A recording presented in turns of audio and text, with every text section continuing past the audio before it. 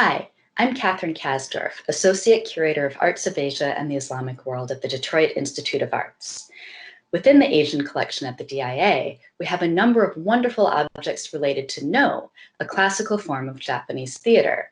They include sumptuous robes, gold-flecked lacquered objects like the drum on this screen, and a dramatic mask with the power to terrify audiences when enlivened by a practiced actor. Now, those of you who have visited the DIA's Gallery of Japanese Art might remember that one section is dedicated to Noh Theater. In addition to works from the collection, there's a video showing Noh objects in action, created specifically for our gallery. You can also watch that video online. In this video, I'm going to speak more about the Noh Theater objects in the DIA's collection. I'll also provide a little context about the history and practice of Noh. The Japanese word Noh translates to talent, ability, or technique. It refers especially to the actor's ability to portray their characters effectively. The stories of Noh plays often focus on characters like demons, ghosts, monsters, and other supernatural beings. Actors use movement and gesture to build the mood of a particular scene. Sometimes they move very slowly and deliberately, creating moments of stillness that might be filled with tension or alternately with calm. In other moments, they move quickly and vigorously, stomping their feet on the stage with great energy. Musicians, which you can also see in this photograph, sit around the periphery of the stage, some of them playing instruments like the hand drum or flute and others chanting. Their music is an integral part of the drama. Together with the actors, the sound they make creates the mood of each scene. Noh stages are relatively simple in appearance and sets are minimal. It is the actors and musicians who create the setting through sound, movement, and costume. The form of the stage is codified so that most Noh stages look similar to this one at the National Noh Theater in Tokyo. The stage is built of cedar wood and a stylized pine tree is painted on the backdrop, an allusion to the traditional outdoor setting of Noh Theater. Some Noh stages are still outside, but many, like this one, are built indoors. There's no curtain to close off the stage from the audience, but a striped multicolored curtain separates the performance space from backstage, and you can see the curtain on the photo's left. When the main actors emerge, they walk through this curtain onto a long walkway, which they must traverse before arriving at the main stage. The simple backdrop of the stage helps focus attention on the actors who are at the heart of the drama. Noh developed into the form we know today in the 1300s. Then, and in the centuries that followed, it was a popular art form among Japan's ruling classes, and members of the elite sponsored Noh theater groups and donated the richly adorned robes, instruments, and other objects that they used in their plays. Noh theater has remained popular, and today it reaches an even wider audience than it once did. And while traditionally only men acted in Noh drama, playing female characters as well as men and various types of supernatural beings, that's beginning to change. And today, women may also train as Noh actors. So now let's talk a little bit more about the specific Noh objects at the DIA. Our Noh mask presents us with a being that looks somewhat human, but not quite.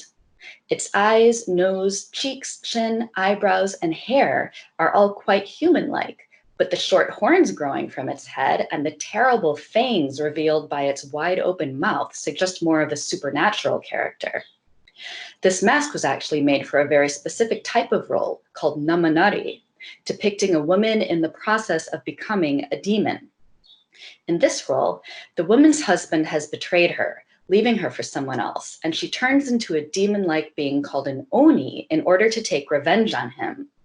An actor wearing this mask could tilt it at different angles to create subtly different expressions, some of them especially menacing or spooky. Here are some photos of the mask in a different light. You can see what an impact light and shadow have on its appearance. You can also see the delicately painted hair in the profile shots.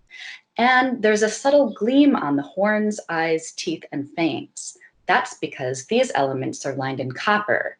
Just imagine the effect these metallic elements would have on a stage lit by candles and lanterns.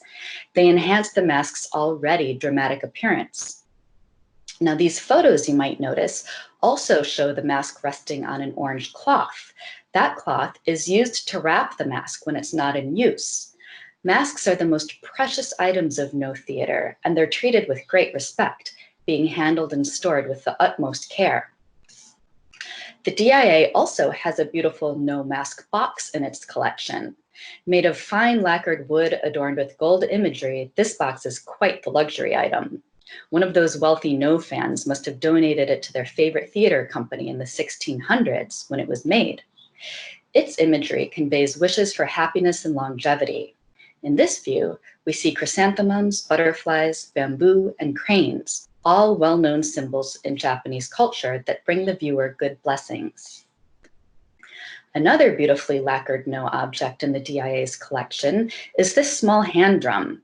Actually, it's the core of a hand drum, and to function as an instrument, it would have been fitted with stretched leather discs on each end, like this one at the Metropolitan Museum of Art in New York.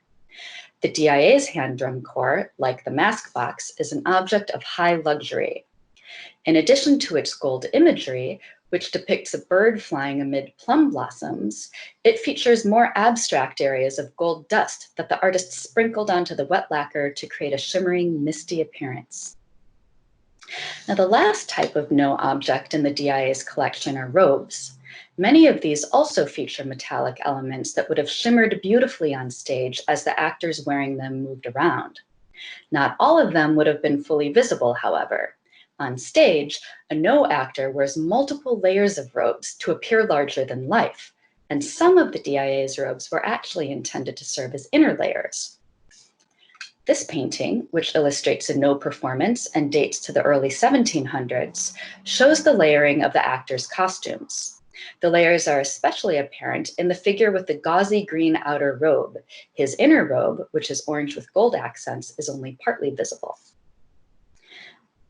The DIA has a similarly gauzy outer robe, which would have partly revealed the inner robe worn beneath.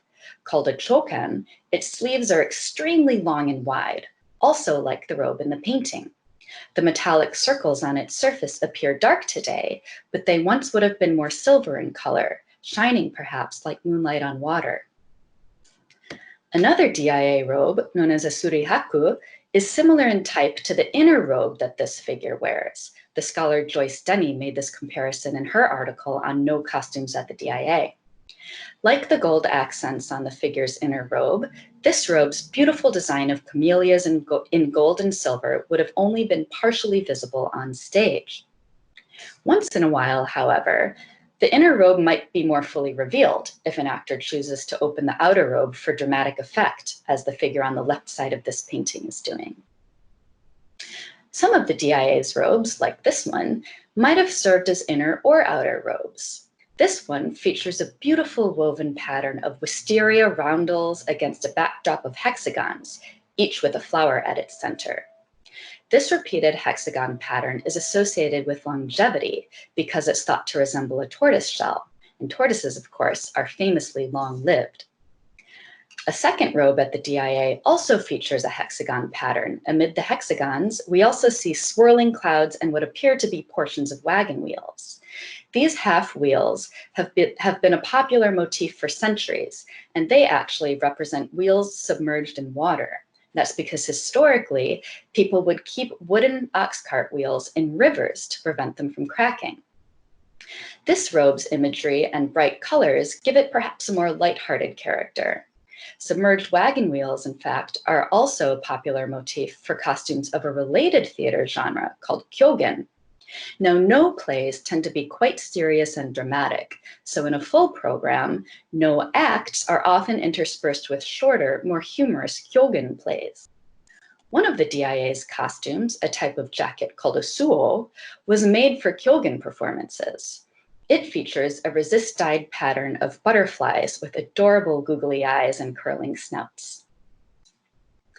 Now, the final Noh robe in the DIA's collection also features butterflies, although they're depicted less humorously.